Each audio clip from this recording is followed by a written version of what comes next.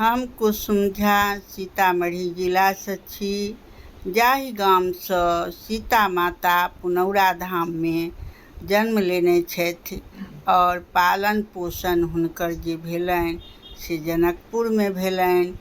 तऽ सीता माता हमर सबके बहिन भेलथि और ओ लक्ष्मीके रूपमे आयल छथिन, तऽ हुनका मातोके रूपसँ कहल जाइ छनि, बहिनोके रूपसँ बहुत रूप हुनकर छनि। और सीता माता जे छथिन से हर जगह गेल छथिन, जतऽ ततऽ गेल छथिन। पूरा भारतमे मिथिलाके बेटी छलखिन हेँ, लेकिन सब जगह गेलखिन। तऽ सीता माताके जे छै से राजा जनकके बेटी छलखिन हेँ, दशरथ राजाके पुतोहु भेलखिन।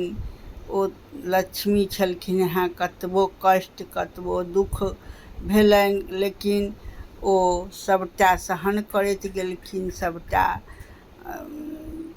ककरो अथी नहि केलखिन। जहन बर्दाश्त नहि भेलनि तहन ओ जहीठुनसँ धरतीमे सँ आयल रहथिन, ओही धरतीके कहलखिन आब हमरा बर्दाश्त नहि हैत, तखन ओहीमे समा गेलखिन। लेकिन सीता माता जे छथिन से एहन एहन काज सब कऽ कऽ गेल छथिन जे हुनकर एखनो धरि याद अबै छनि। रामचंद्र जी हुनकर पति छलखिन, लव कुश बेटा छलखिन हेँ, भगवतीके रूपमे आयल रहथिन। तऽ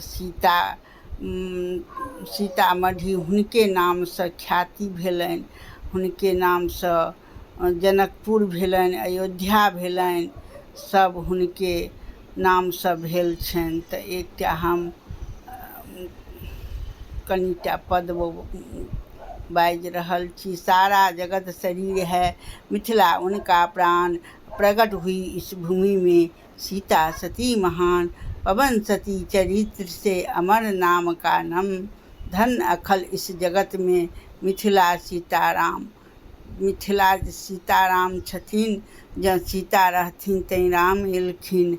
आ जँ सीताके एतेक कष्ट भेलनि तऽ हनुमान जीसँ सेहो मिलन भेलनि, बहुत लोकसभसँ मिलन भेलनि।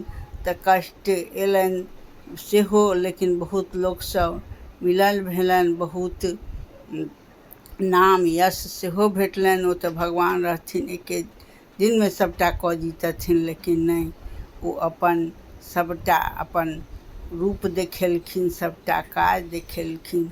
जय सीताराम। गलती भेल हुए तऽ किछु क्षमा करब। जय मिथिला, जय माँ सीता, जय सीताराम की जय।